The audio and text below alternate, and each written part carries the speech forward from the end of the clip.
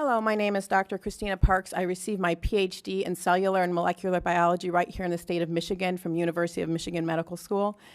And so I'm very well versed in the science of both these mRNA gene therapy vaccines, this kind of technology, as well as what a vaccine is designed to do in the body, what it can do, what it can't do, and the fact that this is extremely complex science that has been oversimplified in the media to basically take away our freedom of choice.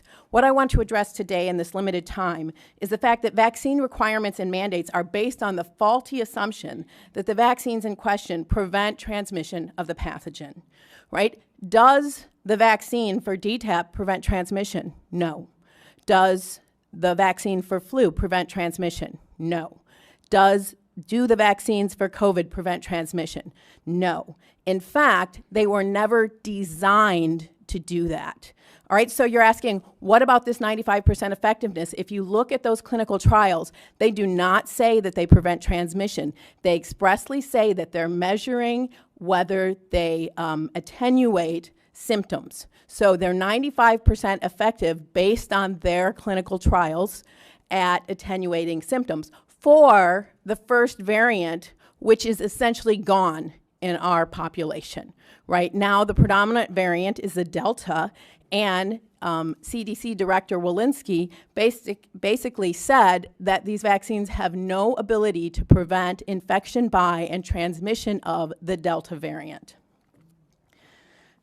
So our policy needs not to be built on the hope of what we think something we want it to do, but what the data actually tell us. So do these viruses prevent, do the vaccines prevent the virus from infecting and replicating in the nose and nasopharynx? No. They've only been shown to prevent that replication in the lungs. They're different. The mucosa is very different than the lungs. It's very different than the blood. You inject it to the blood, you make antibodies in your blood. The virus isn't infecting your blood.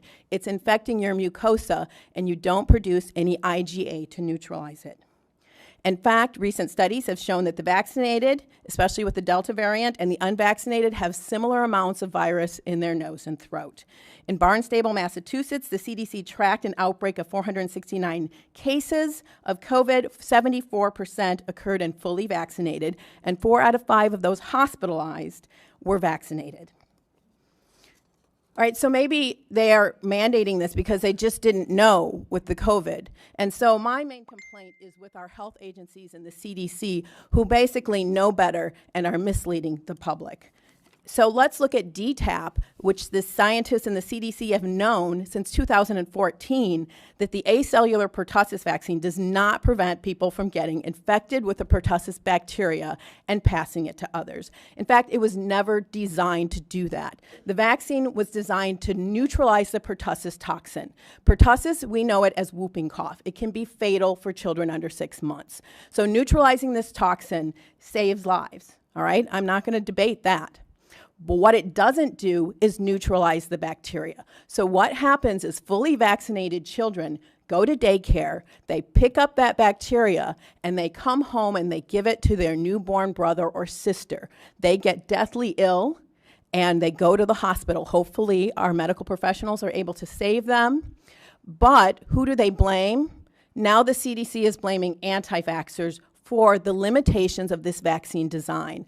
I suggest that they be transparent and tell parents that although it is preventing severe disease in their children, it is not preventing transmission because we have created a whole class of asymptomatic pertussis carriers who are increasing the disease. Now, the old DTP vaccine that many of you who are my age or older got did prevent transmission. When we switched to the safer acellular version, they knew that it was never designed to prevent transmission. It was safer, it had less adverse events, but pertussis cases have gone through the roof. There's a resurgence in pertussis because of the design of the vaccine, and the vaccinologists know this. They're trying to address it, and so we cannot mandate that something that does not prevent transmission. All right, what about the flu vaccine? Well, they have shown that basically there's no difference, there's no statistical difference if you're vaccinated or unvaccinated, whether you get the flu or not. But it's even worse because although that first year it is somewhat effective, it's about 65% effective at preventing symptoms in you, after that, it actually has negative efficacy. And I want to address this because it's very important. Vaccines are made to a specific variant, and when that variant mutates, the vaccine no longer recognizes it. And so it's like you're seeing a completely new virus. And because that's so, you actually get more severe symptoms when you're vaccinated against one variant, and then it mutates, and then your body sees the other variant. So there's the potential, and the science shows that, in fact, with the flu, if you get vaccinated in multiple years, you are more likely to get severe disease, you are more likely to have more viral replication, and you are more likely to be hospitalized, both in adults and in children. We are seeing the same thing in COVID with the Delta variant.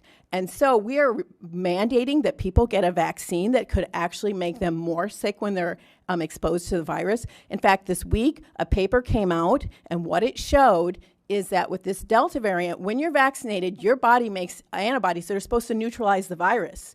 But they were supposed to neutralize the old variant. When they see this new variant, what they're doing is the antibodies are taking the virus and helping it infect the cells. All right, that science was just published this week. We need to be looking at the science, and we need our policy to reflect the science, and we also need it to reflect our rights. Okay. And so, as a PhD who knows the science, I'm in the category of the most vaccine hesitant group. Yes, PhDs are the most vaccine hesitant, followed by people who have less than a high school degree because they know what they don't know and they don't trust their government. And many people, the other group that is very vaccine hesitant are African Americans. 70% of African Americans have not taken this vaccine. Why?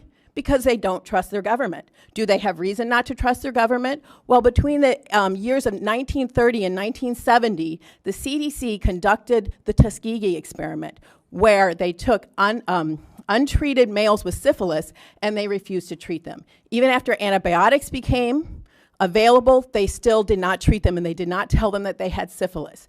They told those people that they were there to secure their health, and they did not secure their health. They abused them. You say, well, that was in the past, although I don't think 1970 was that long ago. Well, in 2012, whistleblower William Thompson came forward and said, we published a study that said MMR does not cause autism, but we lied. In fact, we shredded data that showed that when black boys are vaccinated on time, they have increased rates of autism diagnosis, and we shredded it and we left it out of the paper. As an African American and a PhD, I want to ask each of you, are we going to exclude 70% of African American people from the workforce and from education? Right, my ancestors did not work this hard. I come from a family that worked very hard, and I'm very aware that my privileges are dependent on the work of my grandmother and my great-grandmother, and I have great respect for these people that put me where I am. And yet you're telling me that my son will not be able to be educated if, based on the history of African Americans in this country, that he doesn't want to be vaccinated? All right, so I will leave you with that question. Who are we going to exclude from the workforce? Are we going to continue with discrimination and segregation in the United States of America? Thank you.